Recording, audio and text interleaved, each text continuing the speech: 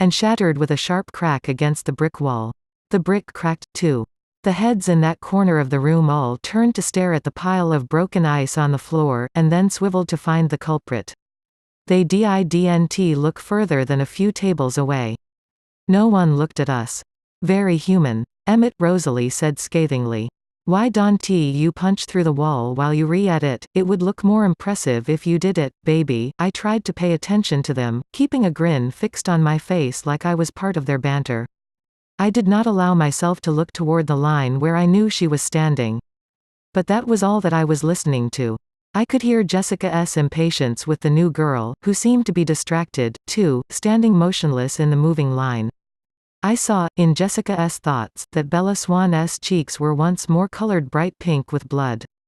I pulled in short, shallow breaths, ready to quit breathing if any hint of her scent touched the air near me.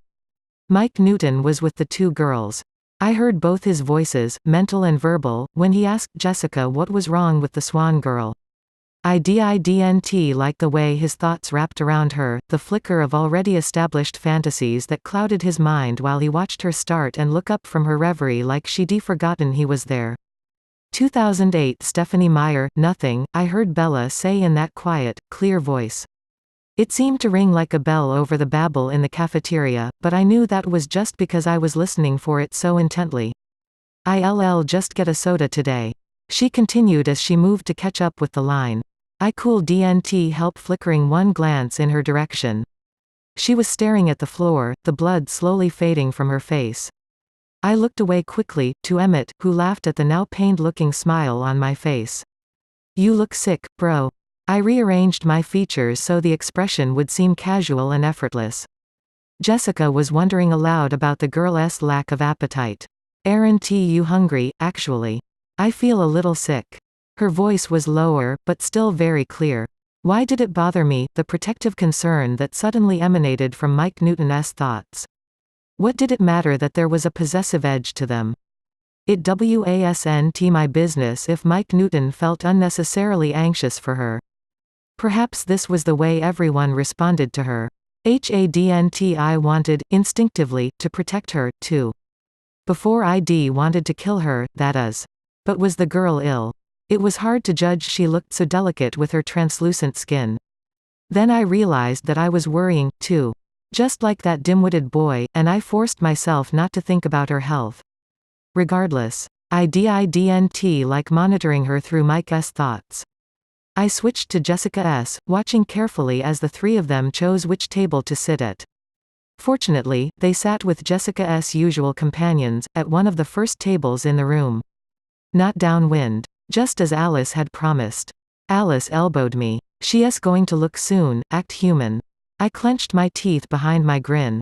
Ease up. Edward, Emmett said. Honestly. So you kill one human. That's hardly the end of the world, you would know. I murmured. 2008 Stephanie Meyer, 31. 32. Emmett laughed. You've got to learn to get over things. Like I do. Eternity is a long time to wallow in guilt. Just then. Alice tossed a smaller handful of ice that she'd been hiding into Emmett's unsuspecting face. He blinked, surprised, and then grinned in anticipation. You asked for it, he said as he leaned across the table and shook his ice-encrusted hair in her direction. The snow, melting in the warm room, flew out from his hair in a thick shower of half-liquid, half-ice. Ew, Rose complained, as she and Alice recoiled from the deluge. Alice laughed, and we all joined in. I could see in Alice's head how she orchestrated this perfect moment, and I knew that the girl I should stop thinking of her that way, as if she were the only girl in the world that Bella would be watching us laugh and play, looking as happy and human and unrealistically ideal as a Norman Rockwell painting. Alice kept laughing, and held her tray up as a shield. The girl Bella must still be staring at us, staring at the Cullens again, someone thought, catching my attention. I looked automatically toward the unintentional call, realizing as my eyes found their destination that I recognized the voice I'd been listening to it so much today. But my eyes slid right past Jessica, and focused on the girl's penetrating gaze. She looked down quickly, hiding behind her thick hair again. What was she thinking? The frustration seemed to be getting more acute as time went on, rather than dulling. I tried, uncertain in what I was doing, for I'd never tried this before, to probe with my mind at the silence around her. My extra hearing had always come to me naturally, without asking. I'd never had to work at it. But I concentrated now, trying to break through whatever shield surrounded her. Nothing but silence. What is it about her? Jessica thought, echoing my own frustration. Edward Cullen is staring at you, she whispered in the Swan girl's ear, adding a giggle. There was no hint of her jealous irritation in her tone. Jessica seemed to be skilled at feigning friendship. 2008 Stephanie Meyer. I listened, too engrossed, to the girl's response. He doesn't look angry, does he? She whispered back. So she had noticed my wild reaction last week. Of course she had. The question confused Jessica. I saw my own face in her thoughts as she checked my expression, but I did not meet her glance. I was still concentrating on the girl, trying to hear something. My intent focus didn't seem to be helping at all. No, Jess told her, and I knew that she wished she could say yes. How it rankled inside her, my staring, though there was no trace of that in her voice. Should he be? I don't think he likes me. The girl whispered back, laying her head down on her arm as if she were suddenly tired. I tried to understand the motion, but I could only make guesses.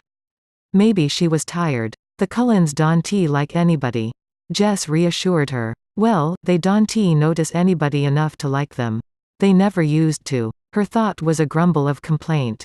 But he is still staring at you, stop looking at him. The girl said anxiously, lifting her head from her arm to make sure Jessica obeyed the order. Jessica giggled, but did as she was asked. The girl did not look away from her table for the rest of the hour. I thought, though, of course. I could not be sure that this was deliberate. It seemed like she wanted to look at me. Her body would shift slightly in my direction, her chin would begin to turn, and then she would catch herself. Take a deep breath, and stare fixedly at whoever was speaking. I ignored the other thoughts around the girl for the most part, as they were not, momentarily, about her. Mike Newton was planning a snow fight in the parking lot after school, not seeming to realize that the snow had already shifted to rain. The flutter of soft flakes against the roof had become the more common patter of raindrops. Could he really not hear the change? It seemed loud to me. When the lunch period ended, I stayed in my seat. The humans filed out, and I caught myself trying to distinguish the sound of her footsteps from the sound of the rest, as if there was something important or unusual about them. How stupid. My family made no move to leave, either. They waited to see what I would do. 2008 Stephanie Meyer. 33. 34. Would I go to class, sit beside the girl where I could smell the absurdly potent scent of her blood and feel the warmth of her pulse in the air on my skin? Was I strong enough for that? Or had I had enough for one day? I think it's okay. Alice said, hesitant. Your mind is set. I think you'll make it through the hour, but Alice knew well how quickly a mind could change. Why push it? Edward, Jasper asked. Though he didn't want to feel smug that I was the one who was weak now. I could hear that he did, just a little. Go home. Take it slow, what's the big deal? Emmett disagreed. Either he will or he won't kill her. Might as well get it over with, either way, I don't want to move yet. Rosalie complained. I don't want to start over. We're almost out of high school. Emmett. Finally, I was evenly torn on the decision. I wanted badly, to face this head on rather than running away again. But I didn't want to push myself too far, either.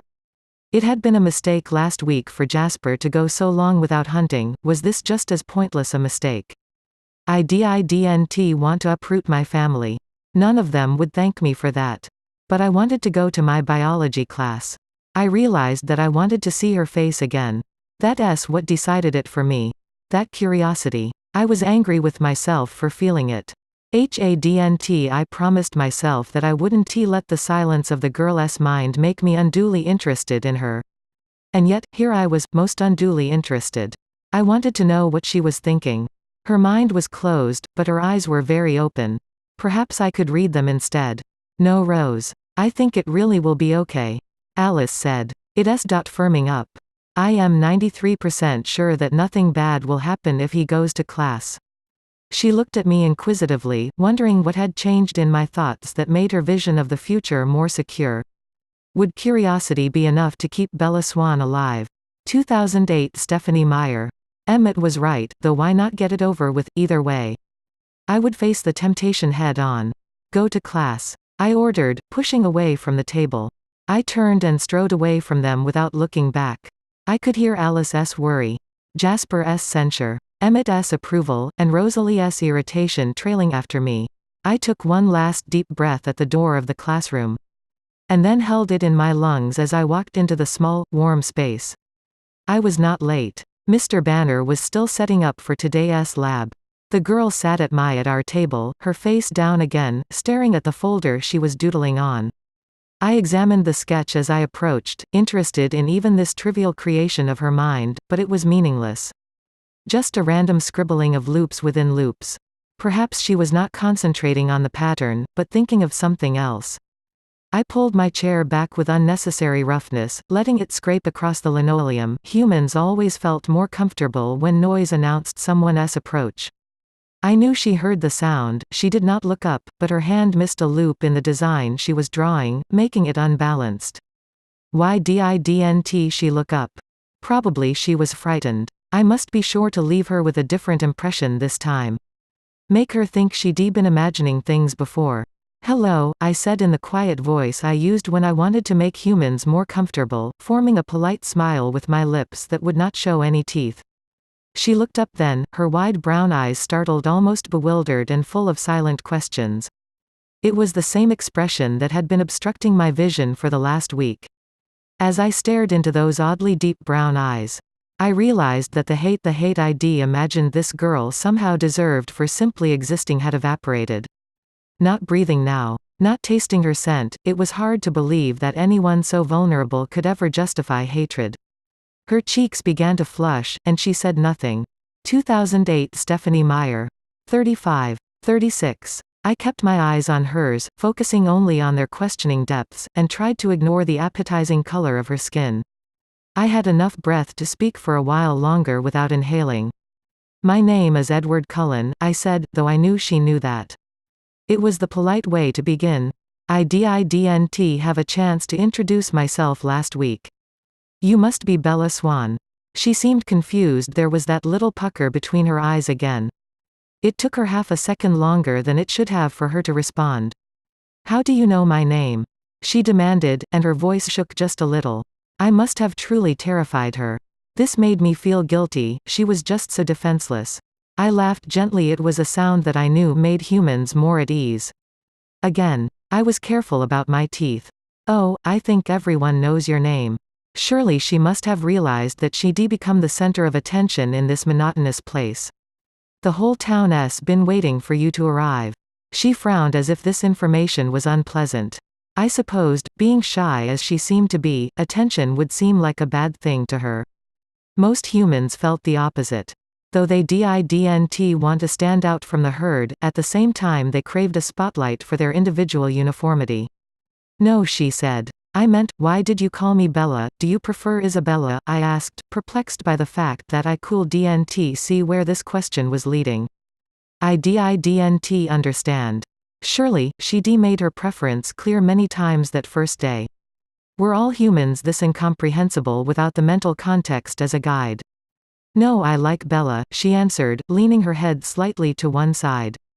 Her expression, if I was reading it correctly, was torn between embarrassment and confusion.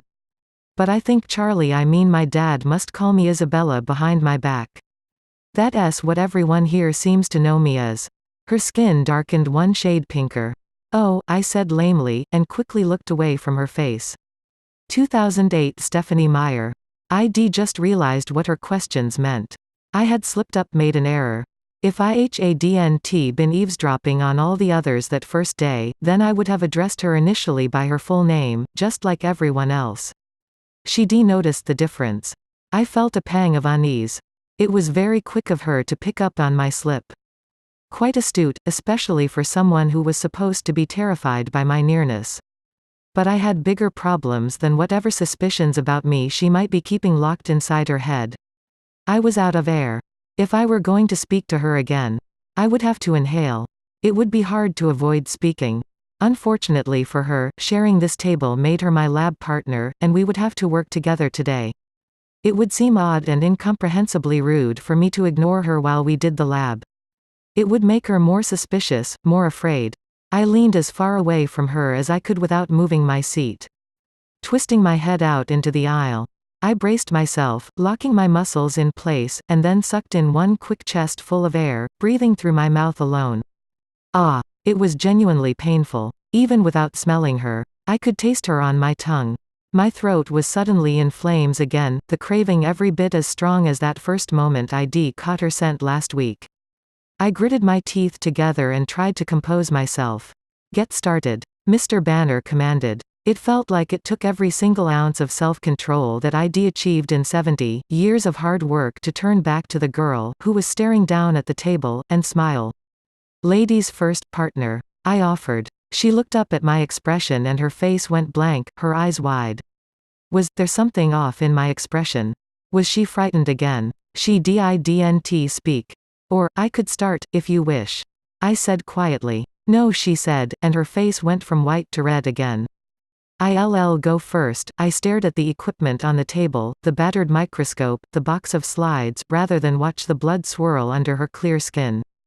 I took another quick breath, through my teeth, and winced as the taste made my throat ache. 2008 Stephanie Meyer.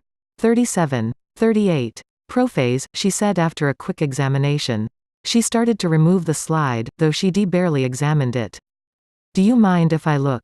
Instinctively stupidly, as if I were one of her kind, I reached out to stop her hand from removing the slide. For 1 second, the heat of her skin burned into mine. It was like an electric pulse, surely much hotter than a mere 98.6 degrees. The heat shot through my hand and up my arm. She yanked her hand out from under mine. "I am sorry," I muttered through my clenched teeth. Needing somewhere to look, I grasped the microscope and stared briefly into the eyepiece. She was right. "Prophase," I agreed. I was still too unsettled to look at her. Breathing as quietly as I could through my gritted teeth and trying to ignore the fiery thirst. I concentrated on the simple assignment, writing the word on the appropriate line on the lab sheet, and then switching out the first slide for the next. What was she thinking now? What had that felt like to her, when I had touched her hand? My skin must have been ice-cold repulsive. No wonder she was so quiet. I glanced at the slide. "Anaphase," I said to myself as I wrote it on the second line. "May I?" she asked. I looked up at her, surprised to see that she was waiting expectantly, one hand half stretched toward the microscope. She didn't look afraid. Did she really think I'd gotten the answer wrong? I didn't help but smile at the hopeful look on her face as I slid the microscope toward her. She stared into the eyepiece with an eagerness that quickly faded. The corners of her mouth turned down. "Slide 3. She asked, not looking up from the microscope, but holding out her hand. I dropped the next slide into her hand, not letting my skin come anywhere close to hers this time. Sitting beside her was like sitting next to a heat lamp. I could feel myself warming slightly to the higher temperature. 2008 Stephanie Meyer. She did not look at the slide for long. "Interphase," she said nonchalantly, perhaps trying a little too hard to sound that way, and pushed the microscope to me. She did not touch the paper, but waited for me to write the answer. I checked she was correct again. We finished this way, speaking one word at a time and never meeting each other's eyes. We were the only ones done. The others in the class were having a harder time with the lab. Mike Newton seemed to be having trouble concentrating. He was trying to watch Bella and me. Wish he'd stayed wherever he went. Mike thought, eyeing me sulfurously. Interesting. I hadn't realized the boy harbored any ill will towards me. This was a new development, about as recent as the girl's arrival it seemed. Even more interesting. I found to my surprise that the feeling was mutual. I looked down at the girl again, bemused by the wide range of havoc and upheaval that, despite her ordinary, unthreatening appearance, she was wreaking on my life. It wasn't that I didn't see what Mike was going on about. She was actually rather pretty in an unusual way. Better than being beautiful. Her face was interesting. Not quite symmetrical, her narrow chin out of balance with her wide cheekbones, extreme in the coloring, the light and dark contrast of her skin and her hair, and then there were the eyes, brimming over with silent secrets. eyes that were suddenly boring into mine. I stared back at her, trying to guess even one of those secrets. "Did you get contacts?" she asked abruptly. What a strange question. No, I almost smiled at the idea of improving my eyesight. "Oh," she mumbled. "I thought there was something different about your eyes." I felt suddenly colder again as I realized that I was apparently not the only one attempting to ferret out secrets today. I shrugged, my shoulders stiff, and glared straight ahead to where the teacher was, making his rounds. Of course there was something different about my eyes since the last time she stared into them. To prepare myself for today's ordeal, today's temptation, I spent the 2008 Stephanie Meyer 39:40 entire weekend hunting, satiating my thirst as much as possible. Overdoing it really. I glutted myself on the blood of animals, not that it made much difference in the face of the outrageous flavor floating on the air around her. When I glared at her last, my eyes had been black with thirst. Now, my body swimming with blood, my eyes were a warmer gold. Light amber from my excessive attempt at thirst quenching. Another slip. If I'd seen what she meant with her question, I could have just told her yes. I'd sat beside humans for 2 years now at this school, and she was the first to examine me closely enough to note the change in my eye color. The others, while admiring the beauty of my family, tended to look down quickly when we returned their stares. They shied away, blocking the details of our appearances in an instinctive endeavor to keep themselves from understanding. Ignorance was bliss to the human mind. Why did it have to be this girl who would see too much? Mr. Banner approached our table. I gratefully inhaled the gush of clean air he brought with him before it could mix with her scent. "So, Edward," he said, looking over our answers. "Didn't you think Isabella should get a chance with the microscope, Bella?" I corrected him reflexively. Actually, she identified 3 of the 5. Mr. Banner's thoughts were skeptical as he turned to look at the girl. "Have you done this lab before?" I watched, engrossed, as she smiled, looking slightly embarrassed. "Not with onion root, whitefish blastula."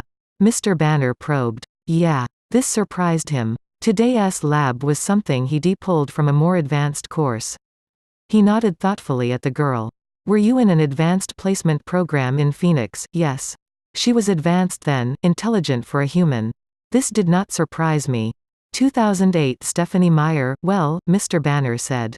Pursing his lips. "I guess it's good you two are lab partners." He turned and walked away mumbling.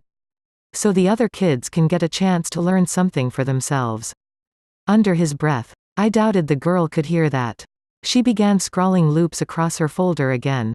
2 slips so far in 1/2 hour. A very poor showing on my part.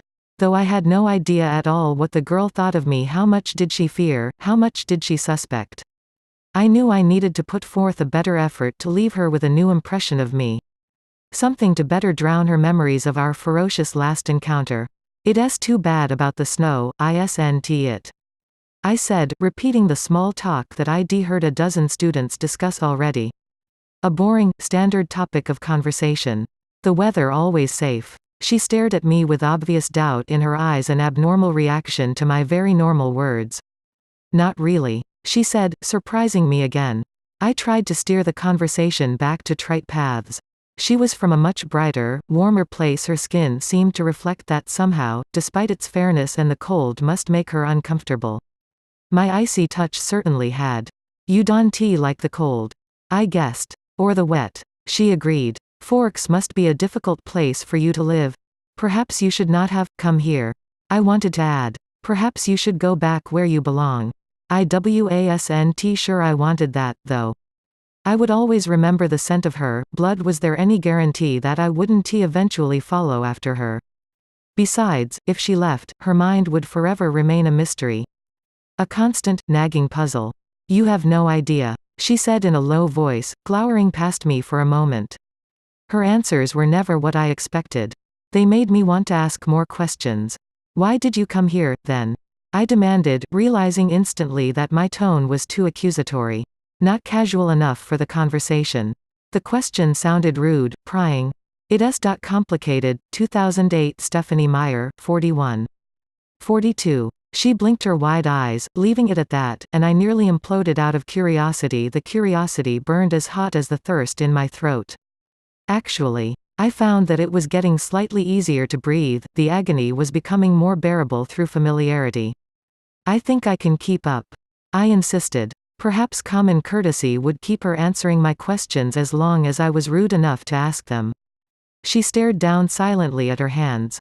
This made me impatient. I wanted to put my hand under her chin and tilt her head up so that I could read her eyes. But it would be foolish of me, dangerous to touch her skin again. She looked up suddenly. It was a relief to be able to see the emotions in her eyes again. She spoke in a rush, hurrying through the words.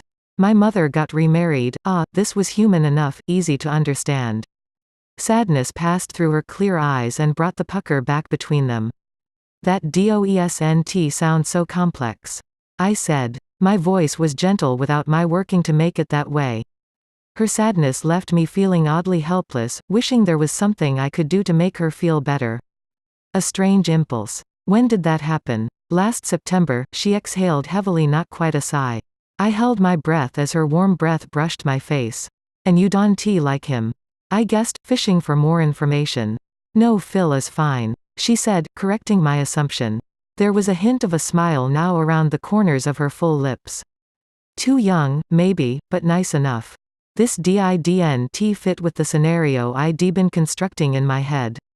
Why didn't you stay with them? I asked, my voice a little too curious. It sounded like I was being nosy. Which I was, admittedly. Phil travels a lot. He plays ball for a living. The little smile grew more pronounced, this career choice amused her. I smiled, too, without choosing to. I wasn't trying to make her feel at ease. Her smile just made me want to smile in response, to be in on the secret. 2008 Stephanie Meyer, have I heard of him? I ran through the rosters of professional ball players in my head, wondering which Phil was hers. Probably not. He doesn't play well. Another smile. Strictly minor league. He moves around a lot. The rosters in my head shifted instantly, and I detabulated a list of possibilities in less than a second. At the same time, I was imagining the new scenario. And your mother sent you here so that she could travel with him. I said. Making assumptions seemed to get more information out of her than questions did. It worked again. Her chin jutted out, and her expression was suddenly stubborn. No, she did not send me here, she said, and her voice had a new, hard edge to it. My assumption had upset her, though I didn't quite see how. I sent myself. I could not guess at her meaning, or the source behind her pique. I was entirely lost. So I gave up. There was just no making sense of the girl. She wasn't like other humans. Maybe the silence of her thoughts and the perfume of her scent were not the only unusual things about her. I don't understand, I admitted, hating to concede. She sighed, and stared into my eyes for longer than most normal humans were able to stand. She stayed with me at first, but she missed him. She explained slowly, her tone growing more forlorn with each word. It made her unhappy. So I decided it was time to spend some quality time with Charlie. The tiny pucker between her eyes deepened. But now you unhappy? I murmured. I didn't seem to stop speaking my hypotheses aloud, hoping to learn from her reactions. This one, however, did not seem as far off the mark. And, she said, as if this was not even an aspect to be considered. I continued to stare into her eyes, feeling that I'd finally gotten my first real glimpse into her soul. I saw in that one word where she ranked herself among her own priorities. Unlike most humans, her own needs were far down the list. She was selfless. 2008 Stephanie Meyer. 43. 44. As I saw this, the mystery of the person hiding inside this quiet mind began to thin a little. That doesn't seem fair, I said. I shrugged. Trying to seem casual. Trying to conceal the intensity of my curiosity. She laughed, but there was no amusement. The sound. Hasn't anyone ever told you? Life isn't fair. I wanted to laugh at her words, though I too felt no real amusement. I knew a little something about the unfairness of life. I believe I have heard that somewhere before. She stared back at me, seeming confused again. Her eyes flickered away, and then came back to mine. So that's all, she told me. But I was not ready to let this conversation end. The little V between her eyes, a remnant of her sorrow, bothered me. I wanted to smooth it away with my fingertip. But, of course, I could not touch her. It was unsafe in so many ways. You put on a good show. I spoke slowly, still considering this next hypothesis. But I'd be willing to bet that you re-suffering more than you let anyone see. She made a face, her eyes narrowing and her mouth twisting into a lopsided pout, and she looked back towards the front of the class. She didn't like it when I guessed right. She wasn't the average martyr. She didn't want an audience to her pain. Am I wrong? She flinched slightly, but otherwise pretended not to hear me. That made me smile. I didn't think so. Why does it matter to you? She demanded, still staring away. That's a very good question. I admitted, more to myself than to answer her.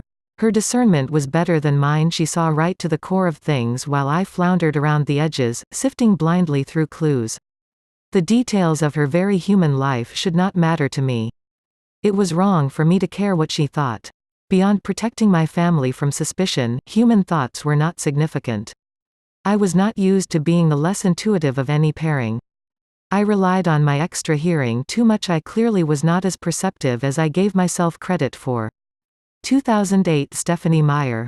The girl sighed and glowered toward the front of the classroom. Something about her frustrated expression was humorous.